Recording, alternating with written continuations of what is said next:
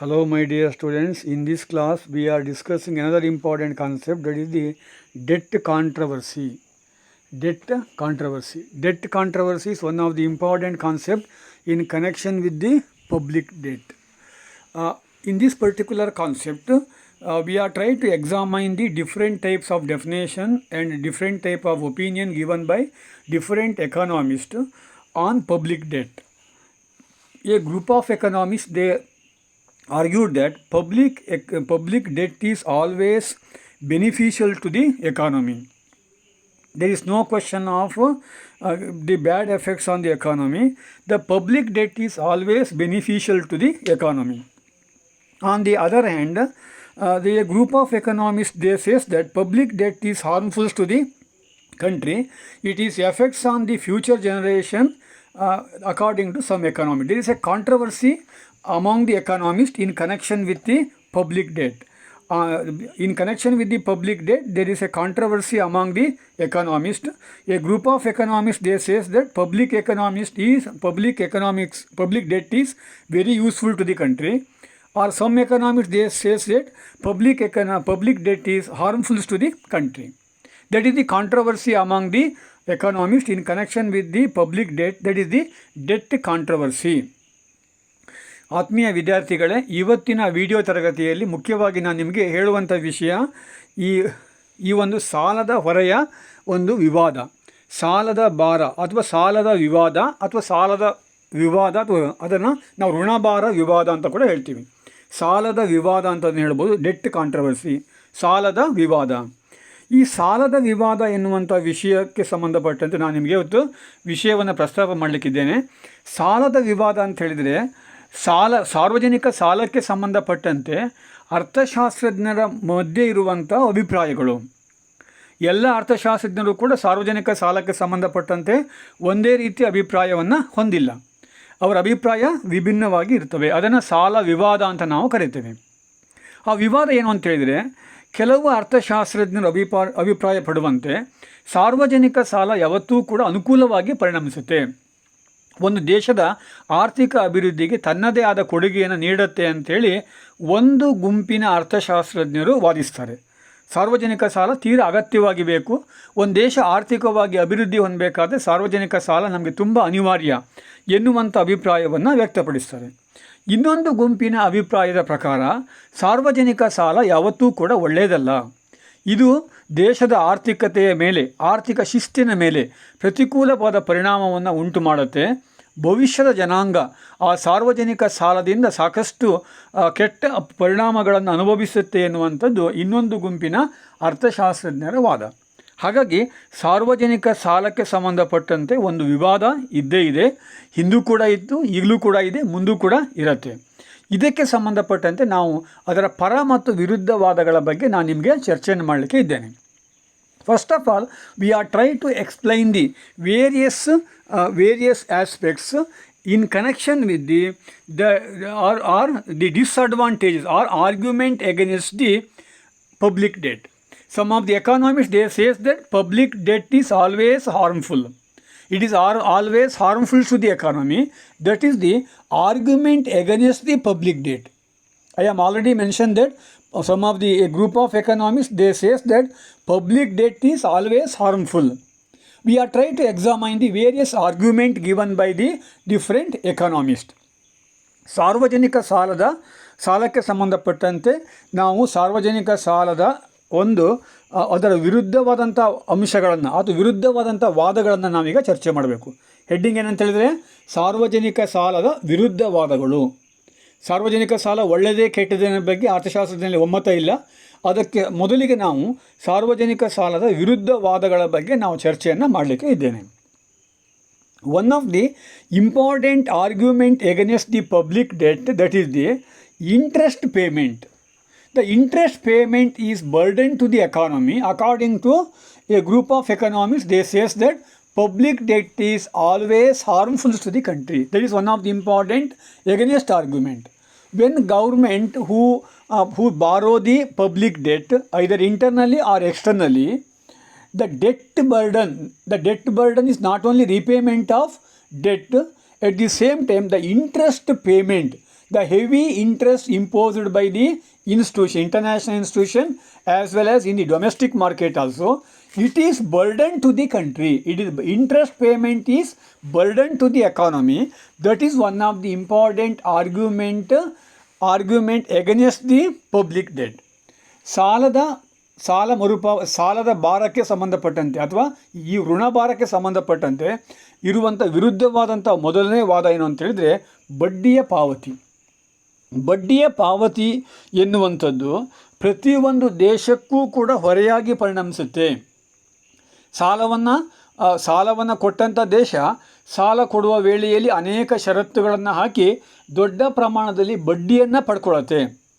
ಆ ಬಡ್ಡಿಯನ್ನು ಮರುಪಾವತಿ ಮಾಡುವಂತಹ, ಬಡ್ಡಿಯನ್ನು ಕೇವಲ ಅಸಲನ್ನು ಮಾತ್ರ ಅಲ್ಲ, ಬಡ್ಡಿಯನ್ನು ಮರುಪಾವತಿ ಮಾಡುವಂತಹ ಹೆಚ್ಚುವರಿ ಹೊಣೆಗಾರಿಕೆ ಈ ಒಂದು ಸರ್ಕಾರಗಳ ಮೇಲೆ ಇರುತ್ತೆ. ಆ ಬಡ್ಡಿ ಒಂದು ರಾಷ್ಟ್ರಕ್ಕೆ ನಿಜವಾದ ಹೊರೆಯಾಗುತ್ತೆ. ಹಾಗಾಗಿ ಸಾರ್ವಜನಿಕ ಸಾಲ ಒಳ್ಳೆಯದಲ್ಲ ಎನ್ನುವಂಥ ಅಭಿಪ್ರಾಯವನ್ನು ಒಂದು ಗುಂಪಿನ ಅರ್ಥಶಾಸ್ತ್ರಜ್ಞರು ವ್ಯಕ್ತಪಡಿಸ್ತಾರೆ. The second important argument against the public debt, it causes for worsening the terms of trade. The terms of trade is worsening because of the public debt. One of the important against argument is it leads to worsening the terms of trade. First of all, we are trying to understand the meaning of terms of trade.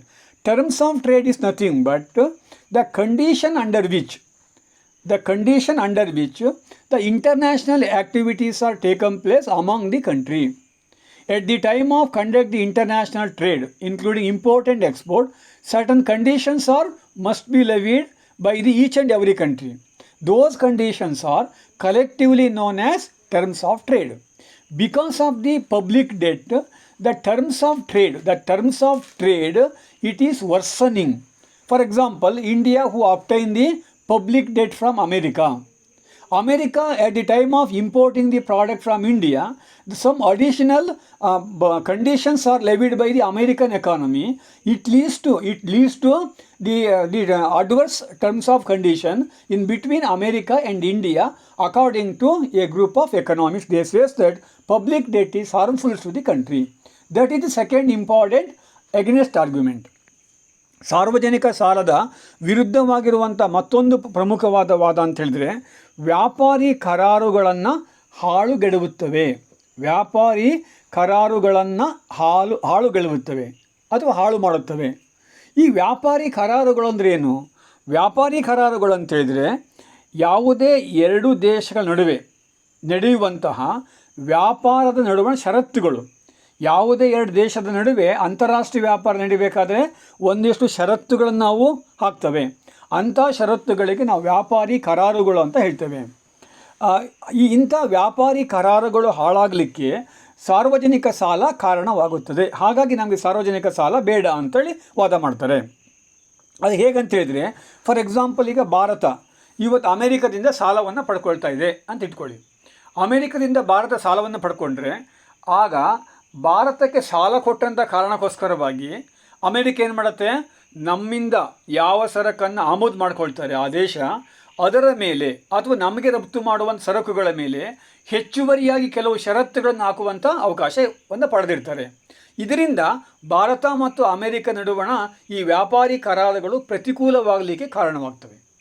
That is one of the important against argument in between made by some economists against the public debt. The third important against argument, that is it leads to a rise in the real burden on the people. When government to borrow the public debt, either internally or externally, it leads to the real burden on the people. It increasing the real burden on the people. For the sake of repayment of public debt, government who levied the extra dosage of tax on people. As a consequence of this, the real burden on the people, that is, increases because of public debt. ಸಾರ್ವಜನಿಕ ಸಾಲದ ಅದರ ವಿರುದ್ಧವಾಗಿರುವಂಥ ಮತ್ತೊಂದು ವಾದ ಏನು ಅಂತ ಹೇಳಿದರೆ, ಯಾವುದೇ ಒಂದು ರಾಷ್ಟ್ರದಲ್ಲಿ ಈ ಸಾರ್ವಜನಿಕ ಸಾಲವನ್ನು ಮಾಡೋದ್ರಿಂದಾಗಿ ಜನರ ಮೇಲೆ ನೈಜ ಹೊರೆಯು ಹೆಚ್ಚಳವಾಗುತ್ತದೆ. ಸಾರ್ವಜನಿಕ ಸಾಲವನ್ನು ಮರುಪಾವತಿ ಮಾಡಬೇಕು ಅಂತ ಸರ್ಕಾರ ಏನು ಮಾಡುತ್ತೆ? ಸಾಲವನ್ನು ಮಾಡುತ್ತೆ. ಸಾಲವನ್ನು ಮರುಪಾವತಿ ಮಾಡಲಿಕ್ಕೆ ತೆರಿಗೆಯನ್ನು ಹಾಕುತ್ತೆ. ಆ ತೆರಿಗೆಯನ್ನು ಸರ್ಕಾರ ಹಾಕಿದಾಗ ಆ ತೆರಿಗೆಯು ಜನರ ಮೇಲೆ ಅವರ ನೈಜ ಹೊರೆಯನ್ನು ಹೆಚ್ಚು ಮಾಡುತ್ತೆ. ಈಗ ಇರುವಂಥ ತೆರಿಗೆಗೆ ಹೆಚ್ಚುವರಿ ತೆರಿಗೆಯನ್ನು ಸರ್ಕಾರ ಸೇರ್ಪಡೆ ಮಾಡುತ್ತೆ. ಆ ಹೆಚ್ಚುವರಿ ತೆರಿಗೆಯನ್ನು ಸೇರ್ಪಡೆ ಮಾಡಿದಾಗ ಅದು ಜನರಿಗೆ ಏನು ಮಾಡುತ್ತೆ? ಅದರಿಂದ ಹೆಚ್ಚುವರಿ ಭಾರ ಬೀಳಲಿಕ್ಕೆ ಅದು ಕಾರಣವಾಗುತ್ತೆ. That is one of the against argument made by some economist. The next important against argument that is the dead weight public burden. Dead weight public burden. Dead weight public burden, it is another important against argument. Suppose government to raising the public debt that is utilized for unproductive purposes, for the sake of given the subsidy, for the sake of implementation of the populist program. In this way, government to use the public debt. It is a dead weight public debt. The debt is utilized for unproductive purposes. It is known as dead weight public debt. Dead weight public debt is nothing but the utilization of public debt for unproductive purpose. Utilization of public debt for unproductive purpose is known as dead weight public debt. When government who borrow the money many times, especially in the underdeveloped economy, many times most of the public debt that is utilized for most of the populist program and given the subsidy to the people. It is harmful to the country. Because of this particular factor, some economists, they definitely argue that public debt is not benefited to the country. That is another important against argument. ಸಾರ್ವಜನಿಕ ಸಾಲದ ವಿರುದ್ಧವಾಗಿರುವಂಥ ಮತ್ತೊಂದು ವಾದ ಅಂತ ಹೇಳಿದರೆ, ಸಾರ್ವಜನಿಕ ಸಾಲವನ್ನು ಮಾಡಿದಾಗ ಇದು ಜಡ ತೂಕದ ಸಾಲದ ಹೊರೆಯಾಗುತ್ತದೆ. ಜಡ ತೂಕದ ಸಾಲದ ಹೊರೆ ಅಂದರೆ ಡೆಡ್ ವೇಟ್ ಅಂದರೆ ಕನ್ನಡದೇನು? ಜಡ ತೂಕ. ಹಾಗಂದ್ರೆ ಏನು? ಪಡೆದುಕೊಂಡಂಥ ಸಾಲವನ್ನು, ಯಾವ ಸಾಲವನ್ನು ನಾವು ಅನುತ್ಪಾದಕ ಉದ್ದೇಶಗಳಿಗೆ ಬಳಕೆ ಮಾಡ್ತೀವೋ ಅಂಥ ಸಾಲವನ್ನು ನಾವು ಜಡ ತೂಕ ಸಾಲವೆಂದು ಕರೆಯುತ್ತೇವೆ. ಜಡ ತೂಕ ಸಾಲ ಅಂದ್ರೇನು? ಪಡೆದುಕೊಂಡಂಥ ಸಾಲವನ್ನು ಅನುತ್ಪಾದಕ ಉದ್ದೇಶಗಳಿಗೆ ಬಳಕೆ ಮಾಡುವಂಥದ್ದು. ಯಾವುದಕ್ಕೆ? ಜನಪ್ರಿಯ ಯೋಜನೆಗಳನ್ನು ಜಾರಿಗೊಳಿಸುವ ಸಲುವಾಗಿ, ಅಥವಾ ಸಬ್ಸಿಡಿಗಳನ್ನು ಹೆಚ್ಚಿಸುವ ಸಲುವಾಗಿ, ಇನ್ನು ಪುಕ್ಕಟ್ಟೆ ಕಾರ್ಯಕ್ರಮಗಳು ನೀಡುವ ಸಲುವಾಗಿ. ಇಂತಹ ಸಾಲವನ್ನು ಬಳಕೆ ಮಾಡಿದರೆ ಅದು ಜಡ ತೂಕ ಸಾಲವಾಗಿ ಪರಿಣಮಿಸುತ್ತದೆ. ಇಂತಹ ಜಡ ತೂಕ ಸಾಲದ ಪ್ರಮಾಣ ಯಾವಾಗ ಜಾಸ್ತಿ ಆಗುತ್ತೆ ಇದು ಆರ್ಥಿಕತೆಗೆ ಹೊರೆಯಾಗಿ ಪರಿಣಮಿಸುತ್ತೆ. ಹಾಗಾಗಿ ನಮಗೆ ಸಾರ್ವಜನಿಕ ಸಾಲ ಬೇಡ ಅಂತೇಳಿ ವಾದವನ್ನು ಮಂಡಿಸ್ತಾರೆ. The next important against argument that is the restoration of incentives. Because of the public debt, number of incentives are withdrawn by the government. In the name of the public debt, number of incentives already given by the government, that is step by step withdrawn. This type of withdrawal of incentives that is harmful to the country for the sake of increasing the productivity of the economy. That is one of the important argument against the public debt. ಸಾರ್ವಜನಿಕ ಸಾಲದ ಮೇಲೆ ಇರುವಂಥ ಮತ್ತೊಂದು ವಿರುದ್ಧವಾದ ವಾದ ಏನು ಅಂತ ಹೇಳಿದರೆ, ಪ್ರೋತ್ಸಾಹಕಗಳು ವಿರೂಪಗೊಳ್ಳಲಿಕ್ಕೆ ಕಾರಣವಾಗುತ್ತವೆ. ಪ್ರೋತ್ಸಾಹಕಗಳಂದೇನೋ ಇನ್ಸೆಂಟಿವ್ ಅಂತ ಅರ್ಥ. ಪ್ರೋತ್ಸಾಹಕಗಳನ್ನು ವಿರೂಪಗೊಳಿಸಲಿಕ್ಕೆ ಇದು ಕಾರಣವಾಗುತ್ತದೆ. ಯಾವಾಗ ಸರ್ಕಾರ ಸಾರ್ವಜನಿಕ ಸಾಲವನ್ನು ಮಾಡುತ್ತೆ, ಸಾರ್ವಜನಿಕ ಸಾಲವನ್ನು ಮಾಡಿದಾಗ ಆ ಸಾಲವನ್ನು ಮರುಪಾವತಿ ಮಾಡುವ ವೇಳೆಯಲ್ಲಿ ಜನರಿಗೆ ನೀಡ್ತಾ ಇದ್ದಂತಹ ಅನೇಕ ಪ್ರೋತ್ಸಾಹಕಗಳನ್ನು ಹಂತ ಹಂತವಾಗಿ ಹಿಂದಕ್ಕೆ ಪಡೆಯುತ್ತೆ. ಯಾವಾಗ ಜನರಿಗೆ ನೀಡ್ತಾ ಇದ್ದಂಥ ಪ್ರೋತ್ಸಾಹಕಗಳನ್ನು ಹಿಂದಕ್ಕೆ ಪಡೆಯುತ್ತೆ ಆಗ ಆರ್ಥಿಕ ಅಭಿವೃದ್ಧಿಗೆ ಯಾವುದೇ ಪ್ರೋತ್ಸಾಹಗಳು ಇಲ್ಲದೇ ಇರುವಂತೆ ಒಂದು ಸ್ಥಿತಿ ನಿರ್ಮಾಣ ಆಗಿಬಿಡುತ್ತೆ. ಪ್ರೋತ್ಸಾಹಕಗಳನ್ನು ಕೊಡುವ ಉದ್ದೇಶವೇ ಆರ್ಥಿಕ ಅಭಿವೃದ್ಧಿಯನ್ನು ಉತ್ತೇಜಿಸುವಂಥದ್ದು. ಆ ಉತ್ತೇಜನ ಯಾವಾಗ ಇರೋದಿಲ್ಲ ಆಗ ದೇಶ ಆರ್ಥಿಕವಾಗಿ ಹಿಂದುಳಿಯುತ್ತೆ. ಇದು ಪ್ರಮುಖವಾಗಿರುವಂಥ ಮತ್ತೊಂದು ವಿರುದ್ಧವಾದ. These are the various disadvantages are argument against the public debt. Some economists, they says that they strongly object that public debt it is harmful to the country on the basis of the above mentioned various points. The sum of the economists, they says that public debt is useful. Public debt is inevitable in the modern days. They give some reasons. We are trying to examine some of the opinion given by some economists. Public debt is benefited. That is the argument for public debt. ನಾವು ಇಲ್ಲಿವರೆಗೂ ಕೂಡ ಸಾರ್ವಜನಿಕ ಸಾಲದ ವಿರುದ್ಧವಾದಗಳನ್ನು ನಾವು ಅರ್ಥ ಮಾಡಿಕೊಂಡ್ವಿ. ಸಾರ್ವಜನಿಕ ಸಾಲ ಏಕೆ ಬೇಡ ಎನ್ನುವಂಥ ವಿಷಯದ ಬಗ್ಗೆ ನಾವು ಚರ್ಚೆಯನ್ನು ಮಾಡಿದ್ವಿ. ಈಗ ಕೆಲವು ಅರ್ಥಶಾಸ್ತ್ರಜ್ಞರು ಹೇಳಿದಂತೆ ಸಾರ್ವಜನಿಕ ಸಾಲ ನಮಗೆ ತುಂಬ ಅಗತ್ಯವಾಗಿ ಬೇಕು. ಯಾವುದೇ ಒಂದು ದೇಶ ಆರ್ಥಿಕವಾಗಿ ಅಭಿವೃದ್ಧಿ ಆಗಬೇಕಾದ್ರೆ ನಮಗೆ ಸಾರ್ವಜನಿಕ ಸಾಲ ಬೇಕೇ ಬೇಕು. ಅವರು ಕೂಡ ಕೆಲವು ತನ್ನ ವಾದವನ್ನು ಮಂಡಿಸಲಿಕ್ಕೆ ಕೆಲವಾದ ಕಾರಣಗಳನ್ನು ಕೊಡ್ತಾ ಇದ್ದಾರೆ. ಆ ಕಾರಣಗಳ ಬಗ್ಗೆ ನಾವೀಗ ಒನ್ ಬೈ ಒನ್ ಚರ್ಚೆ ಮಾಡ್ತಾ ಹೋಗಬೇಕು. ಅದನ್ನು ನಾವು ಸಾರ್ವಜನಿಕ ಸಾಲದ ಪರವಾದಗಳು ಅಂತ ಹೇಳ್ತೀವಿ. The first and foremost the argument for public debt made by some economists, that is it leads to increasing the productivity of the economy.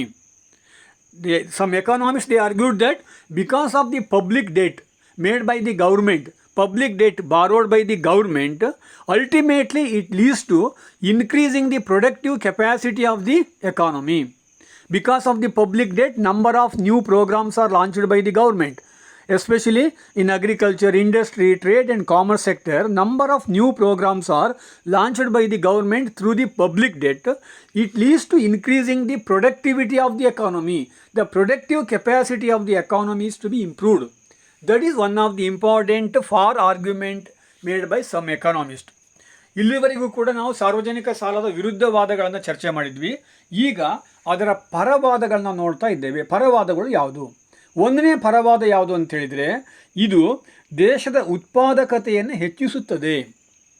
ದೇಶದ ಉತ್ಪಾದಕತೆಯನ್ನು ಜಾಸ್ತಿ ಮಾಡುತ್ತೆ. ದೇಶದ ಉತ್ಪಾದನಾ ಸಾಮರ್ಥ್ಯವನ್ನು ಹೆಚ್ಚು ಮಾಡಲಿಕ್ಕೆ ಸಾರ್ವಜನಿಕ ಸಾಲ ನೆರವಾಗುತ್ತೆ.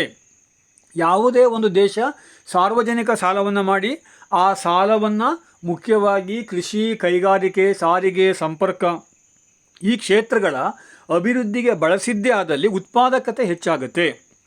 ಉತ್ಪಾದಕತೆ ಹೆಚ್ಚಾದಾಗ ಆದಾಯ ಜಾಸ್ತಿ ಆಗುತ್ತೆ. ಆದಾಯ ಹೆಚ್ಚಾದಾಗ ರಾಷ್ಟ್ರೀಯ ಆದಾಯ ಹೆಚ್ಚಾಗಿಬಿಟ್ಟು ದೇಶ ಆರ್ಥಿಕವಾಗಿ ಮುಂದುವರಲಿಕ್ಕೆ ಅದು ಕಾರಣವಾಗುತ್ತೆ. That is one of the important for argument. The second important for argument, that is it is beneficial to the future generation. Because of the public debt, number of new programs are launched by the government. It is increasing the productive capacity of the economy. Ultimately, it is benefited to the future generation. For example, Government of India, who borrow the money from Japan for the sake of implementation of the Smart City program. Government of India borrow the public debt from Japan to implement the Smart City program. The Smart City program, when government who implement the Smart City program, it is not only benefited to the present generation, it is benefited to the future generation also. That is the second important argument made by some economists. Public debt is very useful. ಸಾರ್ವಜನಿಕ ಸಾಲ ನಮಗೆ ತುಂಬ ಅಗತ್ಯ ಅಂತ ಯಾರು ವಾದ ಮಾಡ್ತಾರೆ ಅವರು ನೀಡುವಂಥ ಎರಡನೇ ಕಾರಣ ಏನು ಅಂತ ಹೇಳಿದರೆ, ಮುಂದಿನ ಜನಾಂಗಕ್ಕೆ ಅಥವಾ ಭವಿಷ್ಯದ ಪೀಳಿಗೆಗೆ ಉಪಯೋಗಕಾರಿ. ಸಾರ್ವಜನಿಕ ಸಾಲವನ್ನು ಮಾಡಿ ನೀವು ಅನೇಕ ಯೋಜನೆಗಳನ್ನ ಜಾರಿಗೆ ತಂದಾಗ ಆ ಯೋಜನೆಗಳ ಫಲವನ್ನು ಮುಂದಿನ ಜನಾಂಗ ಪಡೆದುಕೊಳ್ಳುವಂತೆ ಆಗುತ್ತೆ. ಈಗ ನಾನು ಮೊದಲೇ ಹೇಳಿದಾಗ ಭಾರತ ದೇಶದಲ್ಲಿ ಈಗ ಸ್ಮಾರ್ಟ್ ಸಿಟಿ ಎನ್ನುವಂಥ ಒಂದು ಕಾನ್ಸೆಪ್ಟು ಚಾಲ್ತಿಯಲ್ಲಿದೆ. ಸ್ಮಾರ್ಟ್ ಸಿಟಿ ಕಾನ್ಸೆಪ್ಟಿಗೆ ಜಪಾನ್ ದೇಶ ನಮಗೆ ಸಾಲ ಕೊಟ್ಟಿದೆ. ಆ ಸಾಲವನ್ನು ಪಡೆದಂಥ ಭಾರತ ಸರ್ಕಾರ ನಮ್ಮ ಸಿಟಿಗಳನ್ನು ಸ್ಮಾರ್ಟ್ ಸಿಟಿಯಾಗಿ ಪರಿವರ್ತನೆ ಮಾಡಿದರೆ ಮುಂದಿನ ಜನಾಂಗಕ್ಕೆ ತುಂಬ ಲಾಭ ಆಗುತ್ತೆ. ಆ ಜನಾಂಗ ಆ ಸಿಟಿಗಳಲ್ಲಿ ತುಂಬ ನೆಮ್ಮದಿಯಿಂದ ಬದುಕುವಂಥ ವಾತಾವರಣ ಸೃಷ್ಟಿಯಾಗಿಬಿಡುತ್ತೆ. ಹಾಗಾಗಿ ನಮಗೆ ಸಾರ್ವಜನಿಕ ಸಾಲ ಬೇಕು ಅಂತೇಳಿ ವಾದವನ್ನು ಮಾಡ್ತಾರೆ. ಇದು ಎರಡನೇ ವಾದ. The third important argument for public debt, that is the lesser dependence on taxation. In the recent year, in the name of the economic development, every government authority who impose the heavy dosage of tax on people. The tax burden is increasing day by day in the recent year. When government to obtain the public debt, either internally or externally, it reduces the tax burden on the people. The dependency on tax is automatically reduced because of the public debt. It is one of the important benefits of public debt. It is one of the important for argument made by some people. ಸಾರ್ವಜನಿಕ ಸಾಲದ ಪರವಾಗಿರುವಂಥ ಮತ್ತೊಂದು ವಾದ ಏನು ಅಂತ ಹೇಳಿದರೆ, ತೆರಿಗೆಯ ಮೇಲಿನ ಅವಲಂಬನೆಯನ್ನು ಕಡಿಮೆ ಮಾಡುತ್ತೆ. ತೆರಿಗೆಯ ಮೇಲಿನ ಅವಲಂಬನೆಯನ್ನು ಕಡಿಮೆ ಮಾಡುತ್ತೆ. ಈಗಾಗಲೇ ತೆರಿಗೆಯ ಭಾರ ಬಹುತೇಕ ರಾಷ್ಟ್ರಗಳಲ್ಲಿ ತುಂಬ ಜಾಸ್ತಿ ಇದೆ. ಯಾಕೆಂತೇಳಿ ಸರ್ಕಾರಕ್ಕೆ ನಮಗೆ ಆದಾಯ ಮೂಲ ಯಾವುದಿಲ್ಲ ಅಂಥೇಳಿ ತೆರಿಗೆಯನ್ನೇ ಅವರು ಅವಲಂಬಿಸಿರ್ತಾರೆ. ತೆರಿಗೆಯನ್ನೇ ಅವರು ಅವಲಂಬಿಸಿರುವ ಕಾರಣಕ್ಕೋಸ್ಕರವಾಗಿ ತೆರಿಗೆಯ ಹೊರೆ ಜನರ ಮೇಲೆ ಜಾಸ್ತಿ ಬೀಳದೇ ಇರುತ್ತೆ. ಈಗ ನಾವು ಸಾರ್ವಜನಿಕ ಸಾಲವನ್ನು ಮಾಡಿ ಅದರ ಮೂಲಕ ಸಂಪನ್ಮೂಲವನ್ನು ಕ್ರೋಢೀಕರಣ ಮಾಡಿಬಿಟ್ಟು ಆ ಮೂಲಕ ಅಭಿವೃದ್ಧಿ ಕಾರ್ಯಕ್ರಮಗಳನ್ನು ಜಾರಿಗೊಳಿಸಿದಾಗ ಇದರಿಂದ ಏನಾಗ್ತಿದೆ, ದೇಶದಲ್ಲಿ ಈ ಒಂದು ತೆರಿಗೆಯ ಮೇಲಿನ ಅವಲಂಬನೆ ಕಡಿಮೆಯಾಗಿ ಜನರಿಗೆ ತೆರಿಗೆಯ ಭಾರ ಕಡಿಮೆ ಆಗಲಿಕ್ಕೆ ಕಾರಣವಾಗುತ್ತೆ. ಹಾಗಾಗಿ ಸಾರ್ವಜನಿಕ ಸಾಲ ನಮಗೆ ಅನಿವಾರ್ಯ ಅಂತ ಕೆಲವು ವಾದವನ್ನು ಮಂಡಿಸ್ತಾರೆ. These are the 3 important arguments in favor of the public debt. At the end, as a student of economics, we conclude that public debt is inevitable in the modern days. Because without public debt, a developing economy, including India, we are not able to mobilize the resources for developmental program. The condition is when public debt, when government to borrow the public debt that is utilized for productive purpose. Only for productive purpose, government to borrow the public debt, it is not a burden to the nation. When public debt is utilized for unproductive purpose, it is burden to the economy, not only present generation, for future generation also. ಸಾರ್ವಜನಿಕ ಸಾಲದ ಪರ ಮತ್ತು ವಿರುದ್ಧವಾದಗಳನ್ನ ನಾವೀಗೆಲ್ಲ ಚರ್ಚೆ ಮಾಡಿದ್ವಿ. ಅಂತಿಮವಾಗಿ ನಾವೇನು ಹೇಳ್ಬೋದು ಅಂತ ಹೇಳಿದ್ರೆ, ಸಾರ್ವಜನಿಕ ಸಾಲ ಇವತ್ತು ನಮಗೆ ಅನಿವಾರ್ಯ. ಯಾಕಂತ ಹೇಳಿದರೆ ಅಭಿವೃದ್ಧಿ ಹೊಂದುತ್ತಿರುವ ದೇಶಗಳಿಗೆ, ಭಾರತವನ್ನೂ ಸೇರಿದಂತೆ ಅಭಿವೃದ್ಧಿ ಹೊಂದುತ್ತಿರುವ ದೇಶಗಳಿಗೆ ಸಾರ್ವಜನಿಕ ಸಾಲ ನಮಗೆ ತುಂಬ ಅಗತ್ಯ. ಯಾಕೆಂದರೆ ನಮಗೆ ಸ್ಥಳೀಯವಾಗಿ ಸಂಪನ್ಮೂಲವನ್ನು, ದೇಶೀಯವಾಗಿ ಸಂಪನ್ಮೂಲವನ್ನು ಕ್ರೋಢೀಕರಣ ಮಾಡಲಿಕ್ಕೆ ನಮಗೆ ಸಾಧ್ಯ ಆಗ್ತಾಯಿಲ್ಲ. ಹಾಗಾಗಿ ಸಾರ್ವಜನಿಕ ಸಾಲವನ್ನು ಮಾಡೋದು ತಪ್ಪಲ್ಲ, ಮಾಡಿದ ಸಾಲವನ್ನು ಉತ್ಪಾದಕ ಉದ್ದೇಶಗಳಿಗೆ ಬಳಕೆ ಮಾಡಬೇಕು. ಉತ್ಪಾದಕ ಉದ್ದೇಶಗಳಿಗಾಗಿ ಮಾತ್ರ ಸಾರ್ವಜನಿಕ ಸಾಲವನ್ನು ಮಾಡಿದಾಗ ಅದು ದೇಶದ ಆರ್ಥಿಕ ಅಭಿವೃದ್ಧಿಗೆ ಪೂರಕವಾಗಿರುತ್ತೆ. That is the concept, that is the debt controversy. ಇದು ಸಾಲದ ಒಂದು ವಿವಾದ, ಇದಕ್ಕೆ ಸಂಬಂಧಪಟ್ಟಂಥ ಒಂದು ತರಗತಿ. Thank you.